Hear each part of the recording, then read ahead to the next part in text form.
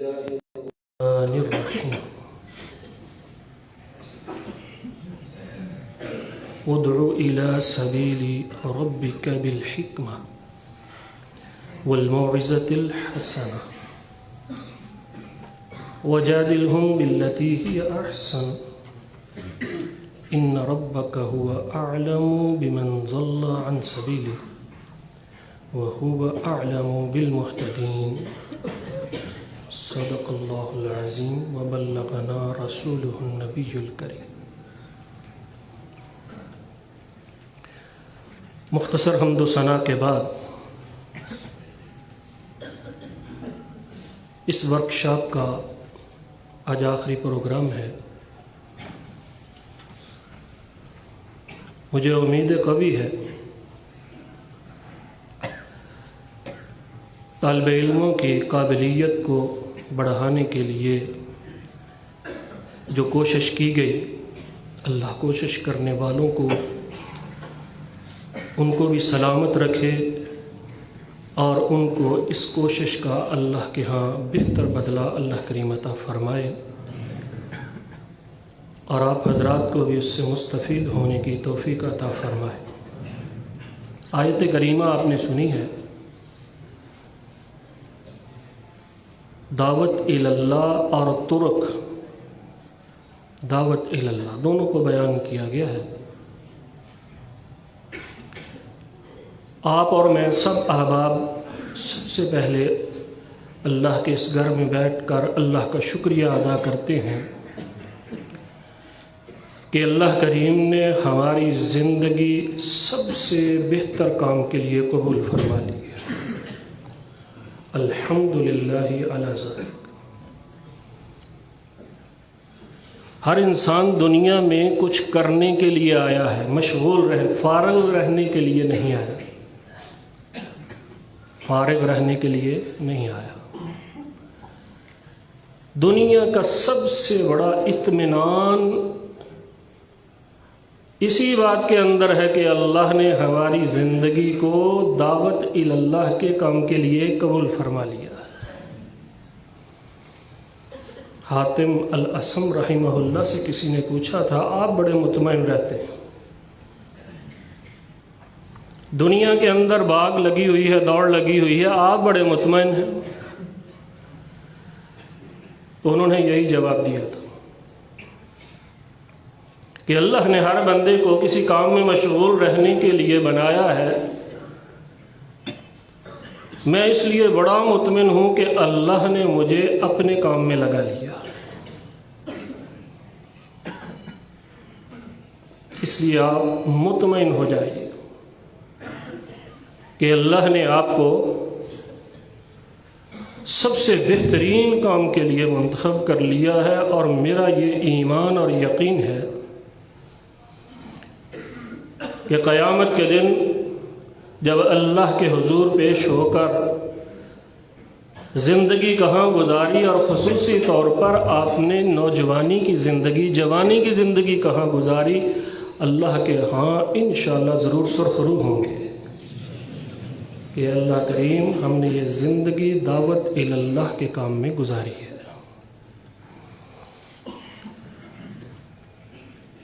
تو دعوت اللہ، اس کی اہمیت آپ سنتے رہے ہیں، میں اس میں تھوڑا سا اضافہ کر کے اپنا حصہ ڈال کے بات کو آگے بڑھاؤں گا۔ کوئی بھی ہدف، کوئی بھی مقصد زندگی کا ہو، اس کی اہمیت کا پتہ بہت سے امور سے لگ جاتا ہے، جن میں ایک میں عرض کیے دیتا ہوں۔ جس کام کے پیچھے تاریخ کے اندر قربانیوں کی داستان ہو، وہ ہدف بڑا عظیم ہوتا ہے۔ کوئی بھی کام آپ دیکھیں گے، کہا جاتا ہے تو میرے لیے کیا کر سکتا ہے، اگر مجھ سے پیار اور محبت کرتا ہے تو کیا کر سکتا ہے۔ جس ہدف سے محبت ہوتی ہے اس کے پیچھے قربانیوں کی ایک لازوال داستان ہوتی ہے۔ اب یہ ہدف اتنا عظیم ہے، اتنا عظیم ہے جب میں آپ سے یہ بات کرنا چاہتا تھا تو میرے ذہن میں وہ حادثہ بیر معونہ والا گھوم رہا تھا کہ وہ قرائے کرام، وہ علماء، نبی علیہ السلام کے بھیجے ہوئے مبلغ پیارے حبیب علیہ السلام کا نامہ ہاتھ میں تھا، عامر ابن طفیل کو حرام ابن ملحان رضی اللہ عنہ وہ پیش کرنا چاہتے ہیں، لیکن قصہ میں موجود ہے کہ اس ظالم نے ایک آدمی کو اشارہ کیا جس نے حرام ابن ملحان کے پیچھے کمر سے ایسا نیزہ مارا کہ اس کے جسم سے پار کر دیا۔ یہ آدمی تاریخ کا وہ انسان بن گیا جس نے آپ اور میرے لیے ایک عظیم مثال چھوڑی کہ دعوت اللہ کے میدان کے اندر جان ہاتھ سے چلی گئی اور یہ کہہ کر اللہ کو پیارے ہوئے تھے، فزت ورب الکعبہ، فزت ورب الکعبہ۔ تو دعوت اللہ کا میدان کوئی معمولی میدان نہیں ہے، بہت عظیم ہدف ہے جہاں تک ہم نے پہنچنا ہے۔ اس کے اندر قربانیاں دینی پڑتی ہیں، بہت ساری قربانیاں دینی پڑتی ہیں۔ پیارے حبیب علیہ السلام جتنے دل گرفتہ اس واقعے سے ہوئے تھے، صحابہ کرام کہتے ہیں ہم نے آپ کو کبھی اس سے زیادہ غمزدہ دیکھا ہی نہیں، حتیٰ کہ قنوت نازلہ بھی ہوتی رہی۔ اور آپ کو یہ معلوم ہونا چاہیے کہ قرآن کریم میں پہلے ایک آیت موجود تھی جو منسوخ ہوگی، اِنَّا لَقِينَا رَبَّنَا فَرَضِيَ عَنَّا وَأَرْضَانَا۔ وہ جو اللہ کے پاس پہنچ گئے تھے، اللہ تعالیٰ نے ان کی ترجمانی فرمائی کہ پیغمبر غم زدہ نہ ہو، جو میرے پاس دعوت اللہ کے میدان میں شہید ہو کر پہنچ گئے ہیں، میں ان سے راضی ہو گیا، وہ مجھ سے راضی ہو گیا۔ اب اس میدان کے اندر بڑی قربانیاں دی ہیں لوگوں نے۔ مصعب بن عمیر رضی اللہ تعالیٰ عنہ کا تذکرہ کیا جائے، نعمتوں میں پلے ہوئے انسان، نوجوانوں کے آئیڈیل کہلاتے تھے، جو خوشبو لگاتے نوجوان وہی خوشبو تلاش کر کے لگاتے، جو کپڑا پہنتے وہی پہنتے۔ لیکن جس وقت وہ نبی صلی اللہ علیہ وسلم کی آغوش رحمت میں آ گئے اور مبلغ بن کر، داعی بن کر مدینہ طیبہ گئے تھے، وقت گزر گیا، لیکن جس وقت وہ شہید ہوئے ان پر جو چادر تھی، پاؤں ڈھانکتے تھے تو سر ننگا، سر ڈھانکتے تو پاؤں ننگا ہو جاتا۔ تو اللہ کے رسول صلی اللہ علیہ وسلم ان کو دیکھ کر رو دیے تھے کہ اتنی نعمتوں میں پلا ہوا انسان دعوت اللہ میں کس معراج پر پہنچ رہا ہے۔ اسی طرح حبیب بن زید رضی اللہ تعالی عنہ، جن کے جسم کے ٹکڑے کر دیے تھے مسیلمہ نے۔ اور میں یہ سمجھتا ہوں، بات لمبی نہ ہو جائے، کہ ایک قربانی سیدنا معاذ جو آپ کے مستقل مبلغ تھے انہوں نے بھی دی ہے۔ جب نبی صلی اللہ علیہ وسلم نے ان کو رخصت فرمایا تو آخری جملہ جو کہا تھا، فَبَكَى مُعَاذٌ جَشَعًا لِفَرَاقِ رسول اللہ صلی اللہ علیہ وسلم۔ ایک مبلغ کو آپ رخصت کر رہے ہیں، بڑے عزت و اکرام سے ساتھ ساتھ چل رہے ہیں، اور آخر میں کہہ دیا معاذ ہو سکتا ہے آج کے بعد تیری مجھ سے ملاقات نہ ہو سکے۔ یہ بہت بڑی قربانی تھی، لیکن حضرت معاذ اپنے کام دعوت اللہ کی طرف داڑے مارتے ہوئے روتے ہوئے رخصت ہو گئے۔ تو اس کام کے لیے بڑی بڑی قربانیاں دینی پڑتی ہیں۔ تو میرے بھائیوں، میری آپ سے گزارش ہے کہ جس کام کے لیے اللہ نے آپ کو منتخب کیا ہے، سمجھ لیجئے اللہ آپ سے محبت کر رہا ہے۔ بہت سے طالب علم یہ سمجھتے ہیں کہ یہ کوئی کام ہے کرنے والا، چھوڑ دیتے۔ یہ جو شیاطین ہیں ان کا کام ہی یہی ہے۔ اس کی ایک زندہ مثال پچھلے سالوں میں طالب علم ادھر پڑھتا تھا، اساتذہ جانتے ہیں، جنات اس کے پاس آتے اور اس کو بلیڈ وغیرہ مار دیتے تھے۔ میں نے اس سے پوچھا تھا کہ وجہ کیا؟ کہتا جی مجھے ایک ہی بات کہتے ہیں، جامعہ سلفیہ میں دین کی تعلیم نہیں حاصل کرتے۔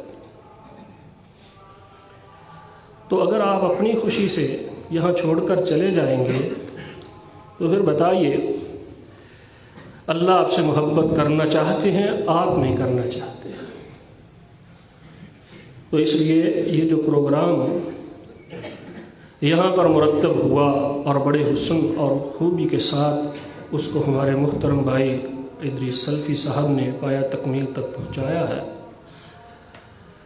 آپ کے جذبات کو اجاگر کرنے کے لیے کہ آپ جس کام کے اندر لگے ہیں یہی دنیا کا بہترین کام ہے، اور دعا کیجئے کہ اللہ تعالی ہماری آخری سانسیں بھی دعوت اللہ کے میدان میں نکال لے۔ پچھلے دنوں قاری عبد المتین اصغر صاحب کو آپ نے دیکھا ویڈیو میں، حالانکہ موت ایک ایسی چیز ہے کہ دیکھ اور سن کر بندہ جذبات کے اندر آ جاتا ہے کہ پریشان ہو جاتا ہے، لیکن ان کے بارے میں سب نے دعا کی ہے اور کہا ہے کہ دیکھو کتنی اچھی اللہ نے موت دی ہے۔ آپ نوجوان ہیں، اس لیے میں ضرور تذکرہ کروں گا ان احباب کا جن کو میں سامنے بیٹھ کر طالب علمی کے زمانہ میں بڑے شوق سے سنتا تھا۔ وہ دعات جو کہ میں نے خود اب علامہ احسان الہی ظہیر شہید رحمہ اللہ کی زبان سے سنا تھا کہ اے اللہ جس کام کے لیے مجھے منتخب کیا ہے، اللہ میری خواہش ہے میری جان اسی کام کے اندر نکل جائے۔ اور پھر ایسا ہوا کہ وہ ان کے رفقا اسی کام کے اندر اللہ کو پیارے ہوئے اور اللہ تعالیٰ نے ان کو مدینہ منورہ جنت البقیع میں جگہ عطا فرمائی۔ تو یہ دعوت اللہ کا کام اس کو معمول ہی نہیں سمجھ۔ دل میں اگر کوئی سمجھتا ہے کہ یہ کوئی کام ہے، کل کو اس میں کون سی ڈگری ملے گی، کون سی دنیا داری آ جائے گی، کتنے پیسے ملیں گے، یہ سب چھوڑ دیجئے۔ آخرت کے ساتھ دنیا مفت مل جاتی ہے، دنیا کے پیچھے بھاگنے سے آخرت نہیں ملا کرتی ہے۔ بات آگے بڑھاتا ہوں۔ مجھے موضوع دیا گیا خطبہ اور فتویٰ کے بارے میں، ایک دو باتیں خطبہ کے بارے میں، ایک دو فتویٰ کے بارے میں عرض کیے دیتا ہوں۔ بہت سی باتیں آپ نے سن لی، ایک بات صرف میں کرنا چاہتا ہوں خطبہ کے حوالے سے۔ اللہ کریم آپ کو جہاں بھی موقع عطا فرمائے، ظاہر ہے کسی مسجد کے اندر آپ خطیب ہوں گے تو یاد رکھیے گا بہت سی باتیں آپ نے سنی ہیں، میں وہ بات آپ کو بتانا چاہتا ہوں۔ محترم شیخ الحدیث صاحب بھی بیٹھے ہیں، گجرانوالہ کے مولانا عبداللہ صاحب رحمہ اللہ، انہوں نے یہ ہمیں بتائی تھی، وہ آپ تک منتقل کر دیں۔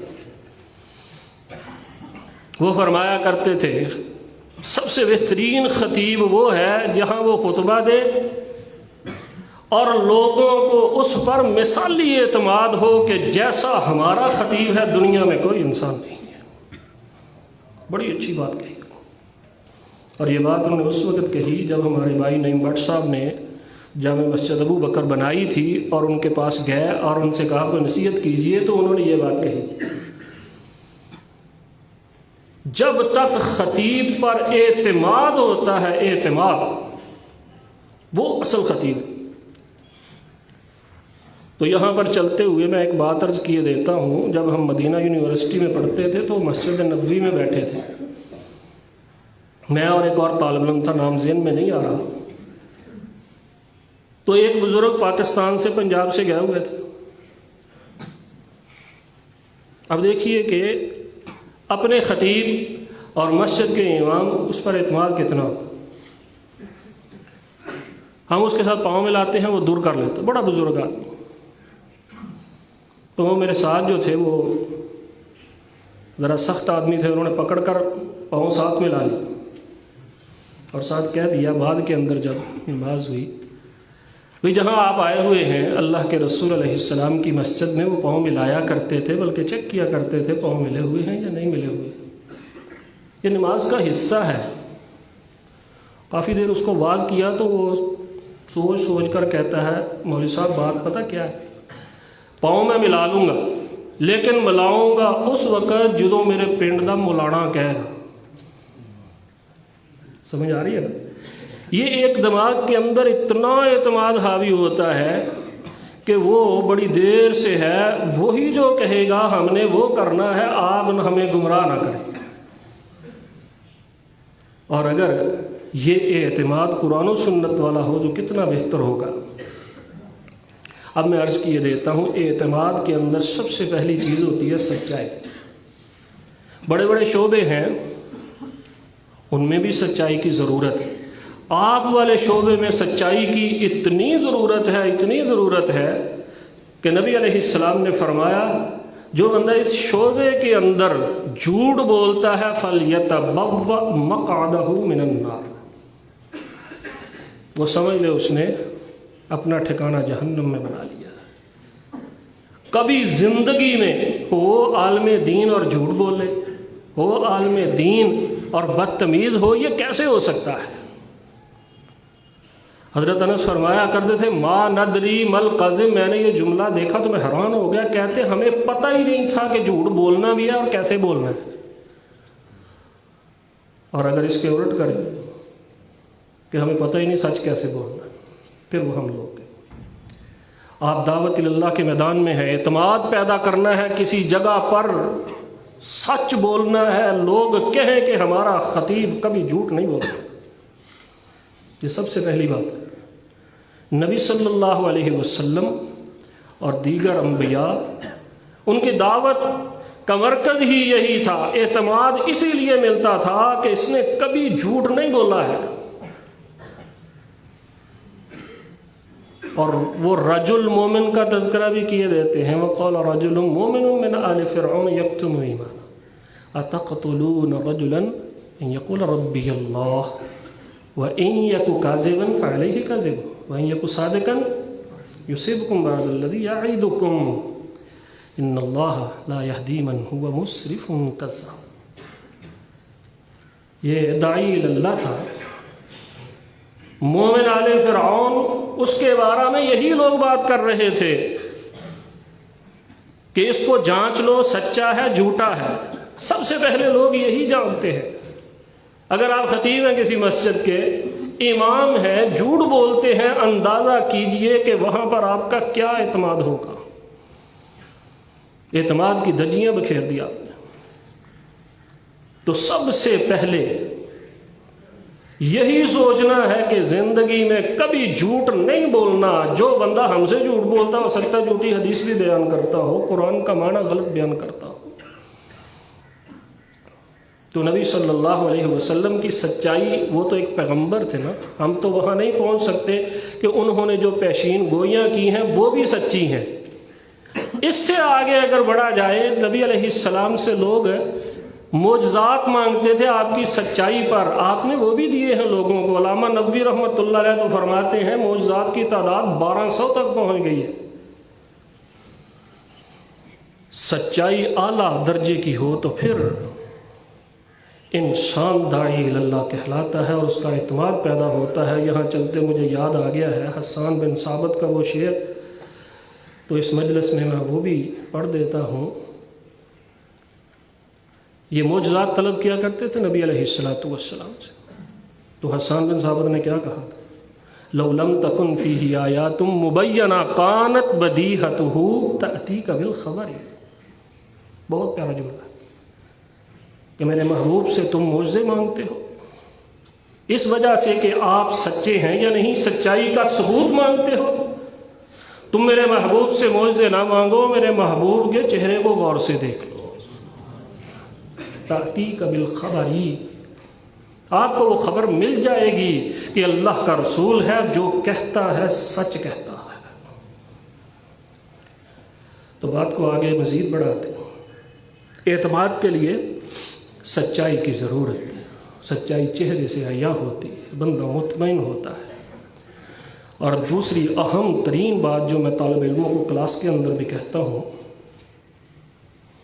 وہ یہ ہے کہ آپ جو کہہ رہے ہیں لوگوں کو اس پر عمل کر کے پھر وہ لوگوں کو کہیں گے تو پھر یاد رکھیے آپ پر اتنا اعتماد ہوگا لوگوں کا، لوگ سن کر اتنی بات نہیں مانتے جتنی دیکھ کر مانتے۔ اعتماد کی اعلیٰ مثال ہے کہ آپ جو کہہ رہے ہیں اس پر خود عامل ہیں یا نہیں۔ اور اس عمل کے ساتھ دوسری چیز کیا ہے؟ آپ دین کی دعوت دیتے ہیں اور اس کے ورے اس کے پیچھے آپ دنیا کے طلبگار ہیں۔ جو پیغمبر آیا اس نے کہا ہے ان اجریہ الا علی اللہ، کچھ نہیں مانگتا، کچھ نہیں مانگتا۔ حبیب النجار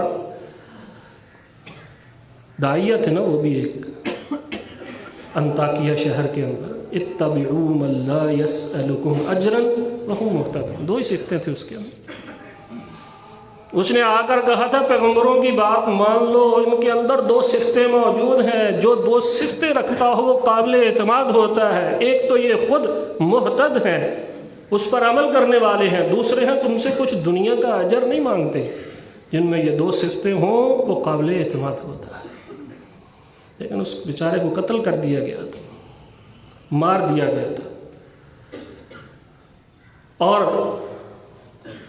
یہ بات آپ طلبہ ہیں، خدا را زندگی کے اندر سب کچھ ملے گا آپ کو، لیکن آپ اپنی نظر وہاں نہ رکھیے جہاں دنیا دار رکھتے ہیں۔ آپ کو اللہ نے قبول کر لیا ہے، اس کے بعد بس شکر ہی شکر ہے، لیکن اللہ آپ کو کبھی اکیلا نہیں چھوڑے گا۔ تجربہ کر کے دیکھ لیجیے۔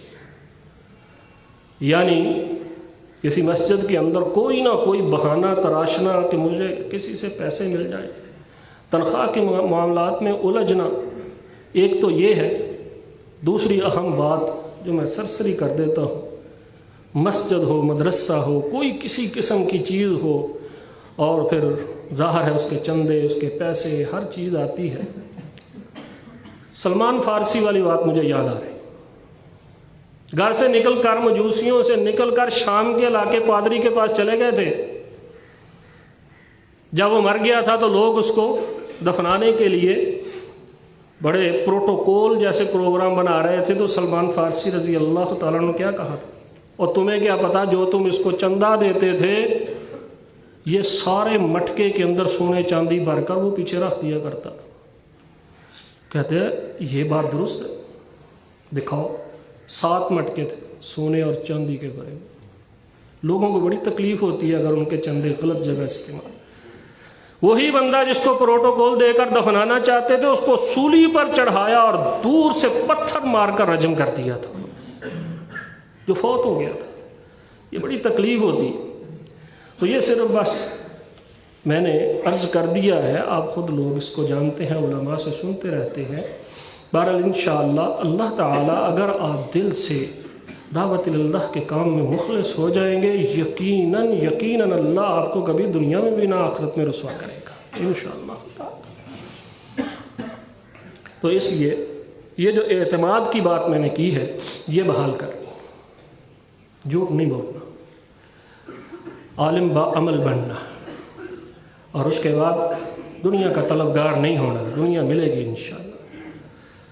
اور اسی سلسلے میں اعتماد کے بعد دوسری ایک بات ہے جو اسی مسجد میں کافی سال پہلے ہوئی تھی، وہ مجھے یاد ہے، شاید اس وقت آپ یہاں داخل نہیں ہوئے تھے، وہ میں کر دیتا ہوں۔ بڑی اہم ترین بات، جہاں پر آپ خطیب ہوں، کبھی بھی آپ کی وجہ سے اس مسجد کے اندر کوئی فتنہ نہیں پیدا ہونا چاہیے۔ ہمارے محترم پروفیسر یحییٰ صاحب ادھر آئے تھے، انہوں نے یہ بات کافی سال پہلے یہاں آئے تھے تو کہی تھی۔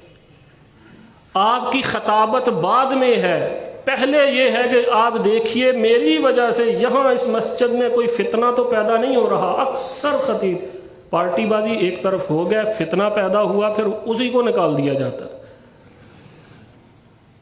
نبی علیہ الصلوۃ والسلام گھر سے نکلے، بنو سلمہ کے 2 گروپ آپس میں کیا کر رہے، تیر اندازی کر، معمولی معاملہ تھا۔ نبی علیہ السلام نے فرمایا ٹھیک ہے میں اس گروپ کے ساتھ، تو کیا ہوا تھا، دونوں نے ہتھیار رکھ دی۔ اللہ کے رسول آپ اس کے ساتھ ہیں، یا تو یہ ہے یہ پکے جیت جائیں گے، یا پھر یہ ہے کہ اگر آپ ہار گئے تو آپ کی بےزتی ہم سے برداشت نہیں ہو۔ نبی علیہ السلام نے کیا فرمایا، انا معکم کلکم، میں تم سب کے ساتھ ہوں۔ اس لیے جھگڑا پیدا ہی نہیں ہوا، سارے ہی سب کے ساتھ۔ خطیب یہ بات یاد رکھے، انا معکم کلکم، انا معکم، جتنے بھی لوگ ہیں میں سب کے ساتھ، تو اس کے ساتھ فتنہ نہیں پیدا ہوتا۔ یہ تو بات ہوگی خطبہ کے متعلق۔ اب چھوٹی سی بات عرض کیے دیتا ہوں فتویٰ کے بعد۔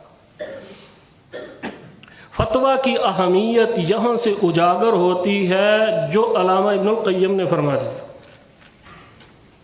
یستفتون قل اللہ یفتیکم فی الکلام، کہتے ہیں کہ فتویٰ کی اہمیت تو مجھے یہاں سے اجاگر ہوگی کہ اللہ رب العالمین خود لوگوں کو فتویٰ دے رہے ہیں یہاں سے، اور ہم لوگ اللہ کا نائب، پہلے اللہ کے رسول، وَأَنزَلْنَا عَلَيْكَ الذِّكْرَ لِتُبَيِّنَ لِلنَّاسِ، اس کے بعد علامہ شاطبی رحمۃ اللہ علیہ فرماتے ہیں تم لوگ جو ہے نا، یہ پیارے حبیب علیہ السلام کے قائم مقام ہو، فتویٰ دینا معمولی بات نہیں ہے، بہت عظیم کام ہے، یہ نیابت ہے اللہ اور اس کے رسول کی نیابت دیکھ لیجئے کس کی ہو رہی ہے۔ اس لیے اس سلسلے میں بس یہ عرض کروں گا، ضرورت اس کی انتہائی زیادہ، انتہائی۔ محلے کے اندر جہاں آپ خطیب ہوں گے وہاں پر لوگ آئیں گے اپنی پیاس بجھانے کے لیے، لیکن اگر ان کی پیاس نہ بجھے تو، اور ایسے واقعات ہو رہے ہیں، اور لوگ سمجھتے ہیں کہ سوال کا جواب دینا ضروری ہے چاہے وہ غلط ہو یا صحیح۔ حضرت امام مالک رحمۃ اللہ علیہ، کسی نے ان سے پوچھا تھا فتوے کے بارے میں، کہتے ہیں فتویٰ دینے سے پہلے جنت اور جہنم کا تصور کر لیا کر، جنت اور جہنم کا تصور کر لیا کر، غلط دے گا تو جہنم میں، صحیح دے گا تو جنت میں، پھر اس کے بعد کسی کو فتویٰ دیا کر، وہ تو فتویٰ لے کر چلا گیا، تو ضامن ہے، تو نے اللہ اور اس کے رسول کی نیابت کرنی ہے، تو نے صحیح کرنی ہے یا غلط کرنی ہے، خود دیکھ لے۔ اتنا عظیم کام ہے کہ جس وقت کوئی آدمی فتویٰ دے، ہر بندہ فتویٰ دینے شروع کر دے، یہ بھی غلط ہے، اور وہ صحیح حدیث آپ نے پڑھی ہوئی ہے، اشارہ کر دیتا ہوں کہ قیامت کے قریب ایسے لوگ آئیں گے بغیر علم کے فتویٰ دیں گے، بغیر علم کے، علم نہیں ہے فتویٰ دیں گے، نتیجہ کیا؟ گمراہ کریں گے، خود بھی گمراہ ہوں گے۔ یہی امام مالک رحمہ اللہ فرماتے ہیں، لوگوں کو گمراہ نہ کرو، خود گمراہ نہ ہو جاؤ، جہنم اور جنت کو سامنے رکھو، پھر اس کے بعد کسی سوال کا جواب۔ اور اگر یہ موقع علم کے اندر رسوخ کا نہیں ہے، عادت نہیں بنانی چاہیے، ہمارے کچھ لوگ عادت ہی بنا لیتے ہیں کیونکہ آ گیا ہے لا ادری، مجھے نہیں پتا، لیکن اگر کوئی ایسا فتویٰ آ جائے، مشورے کے لیے بھی وقت مانگ لینا چاہیے، اور یا یہ کہنا کہ مجھے اس کا علم نہیں، یہ کوئی آپ کے علم کی توہین نہیں ہے۔ فوق کل ذی علم علیم موجود ہے، علامہ شاطبی رحمۃ اللہ علیہ۔ کسی نے کہا انت فقیہ العراق، عراق کے فقیہ ہیں، مسئلہ پوچھا اور آپ کہتے ہیں مجھے پتہ نہیں، یہ آپ کی توہین ہے، توہین۔ علامہ شاطبی رحمۃ، وہ کہتے ہیں جب اللہ نے فرشتوں سے پوچھا تھا، انہوں نے کہا تھا لا علم لنا، مجھے تو جبرائیل کی توہین محسوس نہیں ہوئی۔ اس لیے جس چیز کا علم نہیں اللہ نے دیا اس کے اندر کوئی توہین نہیں ہے، لیکن آپ وقت مانگ سکتے ہیں، مسئلہ حل کر سکتے ہیں، اپنے ساتھیوں سے پوچھ سکتے ہیں۔ تو یہ انتہائی لازم بات ہے کہ علم کے بغیر فتویٰ نہیں دینا ہے، یہ اللہ رسول کی نیابت ہے، علم کے بغیر نہیں فتویٰ۔ ایک چیز کا اضافہ کر دیتا ہوں، وہ بہت ضروری ہے، ہمارے مولانا اعظم صاحب رحمہ اللہ فرمایا کرتے تھے، ٹھیک ہے علم تیرے پاس آ جائے، ایک پاؤ علم کے پیچھے ایک من عقل کی بھی ضرورت ہوتی۔ علم بڑے بڑے لوگ جمع کر لیتے ہیں، لیکن اس کو استعمال کر، یہ اسلحہ ہے، اس کو استعمال کرنے کا طریقہ بھی جاننا، فہم و فراست بھی ہونی چاہیے۔ فہم اور فراست یہ لازمی ہے۔ جو انسان فہم و فراست کے ساتھ اس مسند پر نہیں بیٹھتا، لوگوں کے سوالوں کے جواب دیتا چلا جاتا ہے اور سمجھتا ہے میں بہت بڑا شیخ بن گیا ہوں، وہ شیخ نہیں بنا، اس کے پاس فہم و فراست ہونی چاہیے۔ ایک مثال قرآن کریم میں موجود ہے، وہ تو انبیاء کی ہے، داؤد اور سلیمان علیہ السلام۔ قرآن نے نص بیان کی ہوئی ہے، اذ نفشت فیہ غنم القوم، بکریاں کسی کی اور ایک کا کھیت ہے اس میں بکریاں چلے گی، نقصان ہو گئے، تو داؤد علیہ السلام نے فیصلہ کیا بکریاں اس کو دے دو، نقصان ہو گیا۔ لیکن سلیمان علیہ السلام نے کیا کہا؟ مستقل نہیں دینی، اس کو دے دو جب تک یہ دودھ پیتا رہے، فائدہ اٹھاتا رہے، اور بکریوں والا جو ہے وہ اس کی کھیتی جو ہے اس کی حفاظت کرے یا اس کو پہلے طریقے پر لے کر آئے، جب آ جائے تو بکریاں واپس۔ اللہ کریم کہتے ہیں دیکھو میں نے سلیمان کو فہم عطا فرمایا۔ فتوے کے اندر فہم کی ضرورت ہو، فتوے کے اندر فہم کی ضرورت ہوتی ہے۔ تو اس فہم کا فائدہ میں بتانے لگا ہوں، اس وقت بھی ہوتا ہے جو میں کلاس میں عرض کیے دیتا ہوں، بعض اوقات آپ جہاں پر بیٹھے ہوئے کوئی سائل آتا ہے سوال کرنے کے لیے، سوال کرنے کے لیے، اور آج کل ہر بندہ مفتی، ہر بندہ ڈاکٹر ہے نا، ایسے ہر بندہ ہی مفتی، ہر بندہ ہی ڈاکٹر، تو وہاں پر جو آپ کے ارد گرد بیٹھے ہوں گے وہ کیا کریں گے؟ آپ کو بولنے کی زحمت ہی نہیں دیں گے۔ سائل کوئی ہے، مفتی کوئی ہے، وہاں آپ کو فہم و فراست جو ہے وہ استعمال کرنی پڑے گی کہ اب کیا کرنا ہے اس کے ساتھ۔ تو وہاں پر فہم کی ضرورت پیش آئے گی کہ آپ اس کو کس طرح ہینڈل کر سکتے ہیں، آپ اس سے لڑیں گے یا اس کو جواب دیں گے۔ پھر اس طرح بعض ایسے فتاوی ہوتے ہیں، سوالوں کے جواب ہوتے ہیں وہ علیحدگی میں دینے ہوتے ہیں، بعض کے اندر تھوڑا سا ڈیلے کرنا ہوتا ہے۔ فہم کی ہر معاملے کے اندر انتہائی زیادہ ضرورت ہے۔